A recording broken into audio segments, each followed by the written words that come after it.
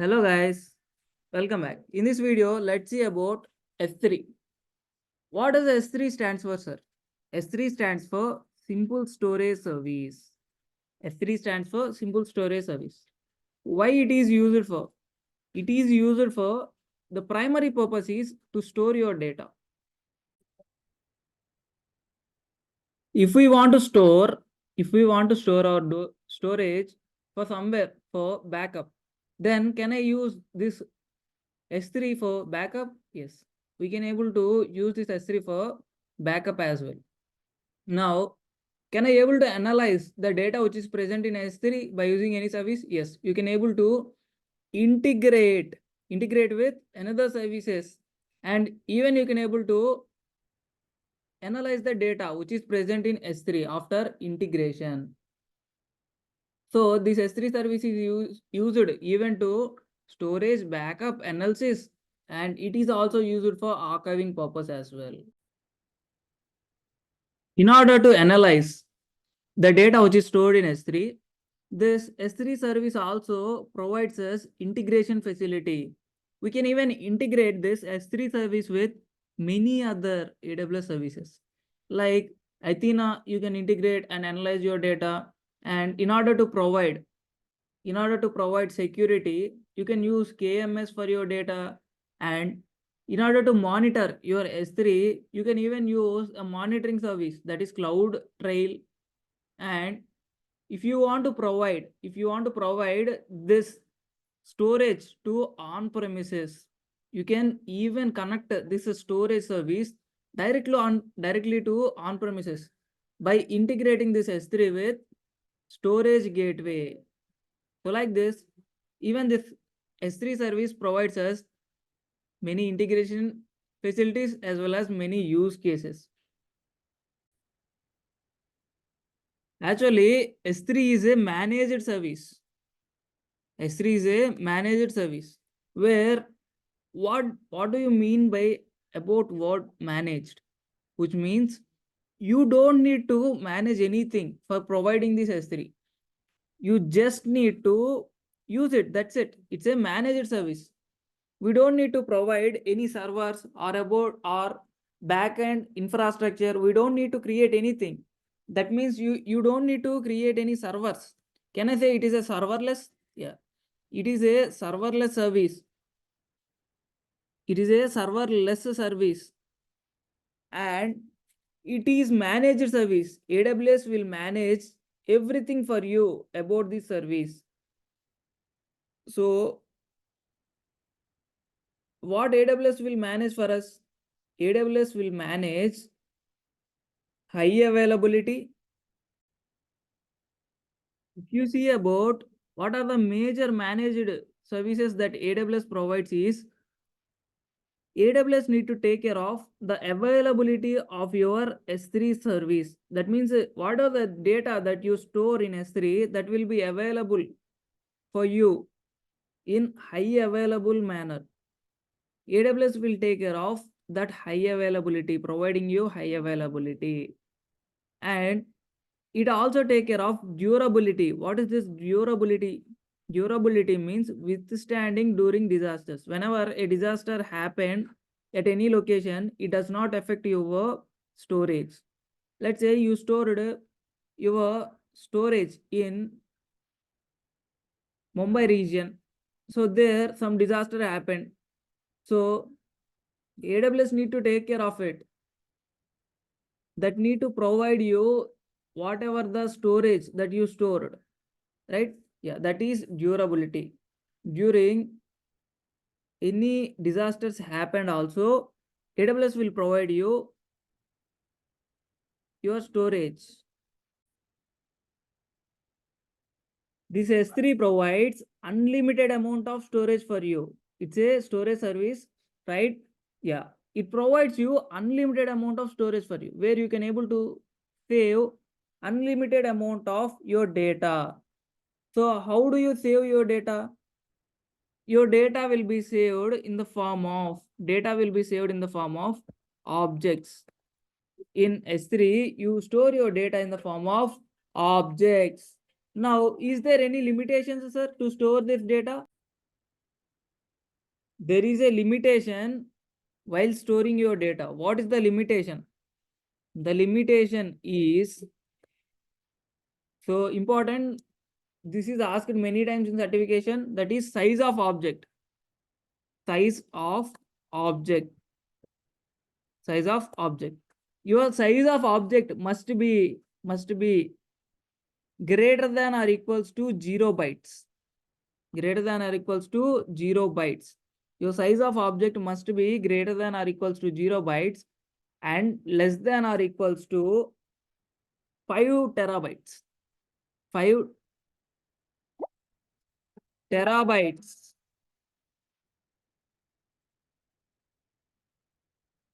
So less than or equals to 5 terabytes. So this is very important. What does it indicate? That means you can able to save data up to 5 TB. Your object size will be in between 0 bytes to 5 terabytes. You can even save your data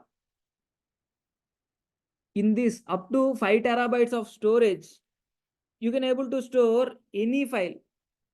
In this S3, you can able to store any file up to 5 terabytes of storage. Right? Yeah. So so let's say I want to store a file under my laptop. How it will be? It will be like some architecture, right? Yeah, there is some hierarchy is there, data structure hierarchy that is followed by the file system. So based on that file system hierarchy, my data files will be arranged. Now, is this S3 follows any hierarchy, sir? No. It does not follow any data structure hierarchy. Instead, how your data will be stored? My data will be stored in the form of how my data is stored in S3 in the form of flat address. So my data is stored in the form of flat address.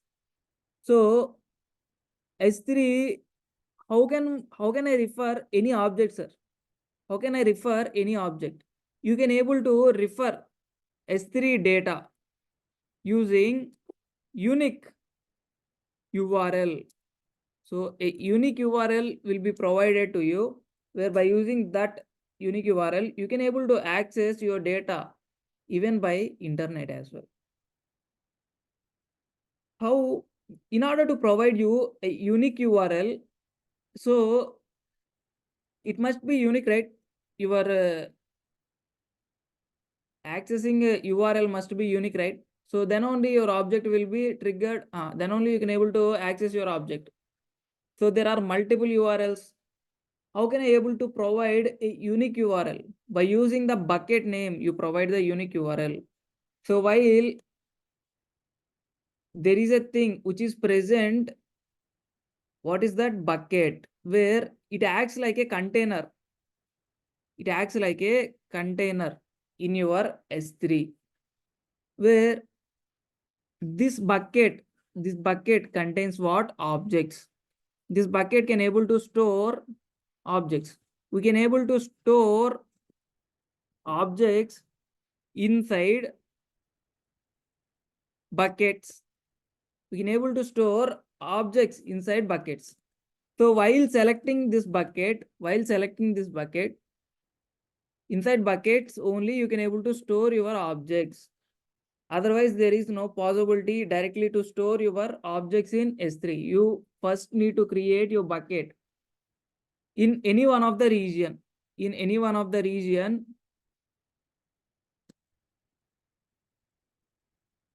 first you need to create a bucket. Then in that bucket, you can able to store your objects. Store your data in the form of objects. Store your data files in the form of objects. Now, so while creating the bucket, you have your bucket, where your bucket will be present, globally unique name. You need to provide globally unique name. So why I need to provide globally unique name, sir? While accessing, in order to access your stored object, you need a unique URL, right?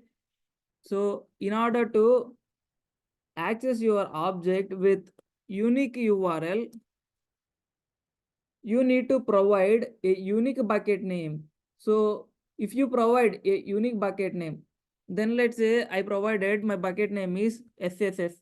Now inside that bucket, I have my object which names as obj1 ajay1.jpg. Ajay1.jpg. So ajay1.jpg is my object where this is actually my friend image. I stored in which bucket? Triple S. Your unique URL will be something like this: http colon double slash www dot some amazon.com followed by something like this.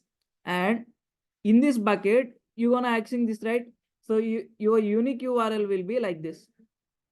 So in order to provide this unique URL, whatever the bucket name that you are providing must be globally unique. Then only you can get the unique URL, right? So AWS put a condition that you must need to provide the bucket name must be unique, globally unique. Then only you get the unique URL. That's why the reason for unique URL for the bucket. And while creating the bucket, you need to specify in which region you want to create your bucket, right? Yeah. So you need to specify the bucket as well as region initially while creating, and after creation of your bucket, you can able to store how many number of objects you want, those many, but each object size must be 0 to 5 TB only. Since we are storing our bucket in a region, can I say my data is regional inside my S3? Yeah. So that's why we can say S3 buckets are regional. S3 buckets are regional. So can you provide me a small example, sir? Yes. So let's say I created a bucket name. Bucket name will be Mumbai bucket 1. Let's say Mumbai bucket 1. In this bucket, it's a bucket. Let's say it's a bucket, and in the bucket, I stored ajay.jpg. And while creating the bucket, I specified my region as Mumbai region. So before creating your bucket, you must need to tell in which region you want to put your bucket. So in that region only your data will be stored. And now I uploaded a image that is ajay.jpg in that bucket. Now, can I able to access that ajay.jpg in Hyderabad region? Can I able to access that ajay.jpg in Hyderabad region? The answer for this is no. You cannot able to even see the bucket in Hyderabad region. Why? Because your bucket is created in Mumbai region. You can able to see that bucket only in Mumbai region. You cannot able to see that bucket in Hyderabad region even. Right? I hope you understood why S3 bucket is regional. Whereas S3 service is global. S3 service is global.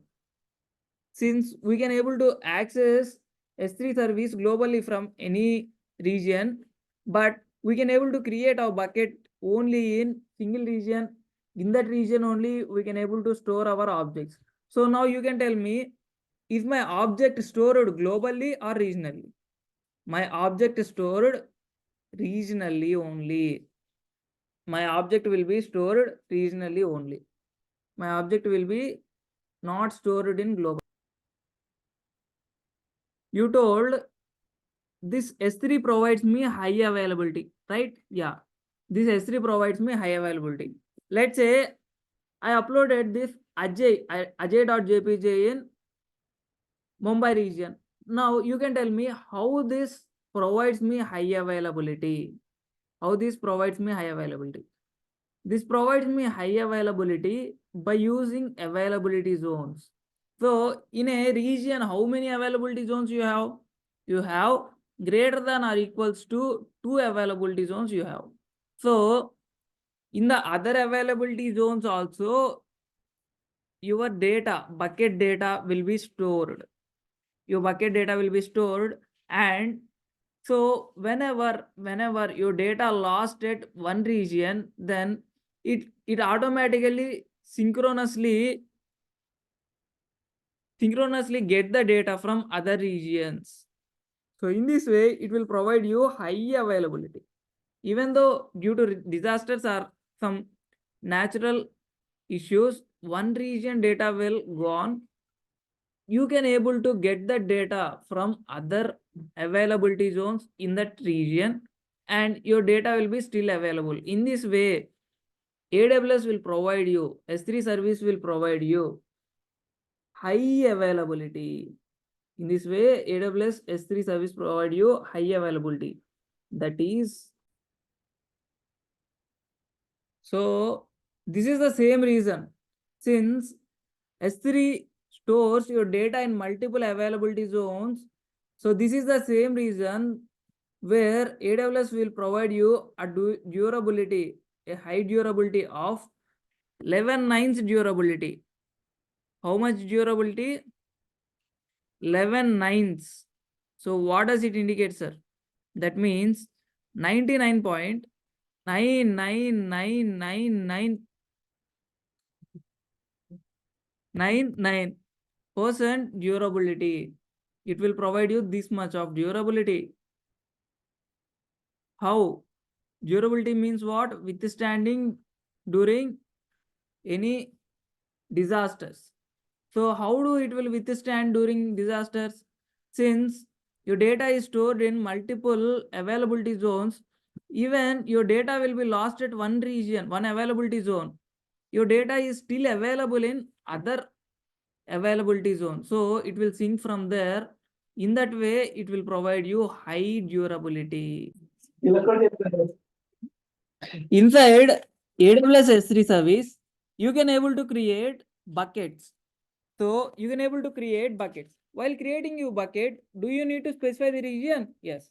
Since they are storing in a region, you need to specify the region. So per region, for a single account, how many buckets can I able to create for a region, sir?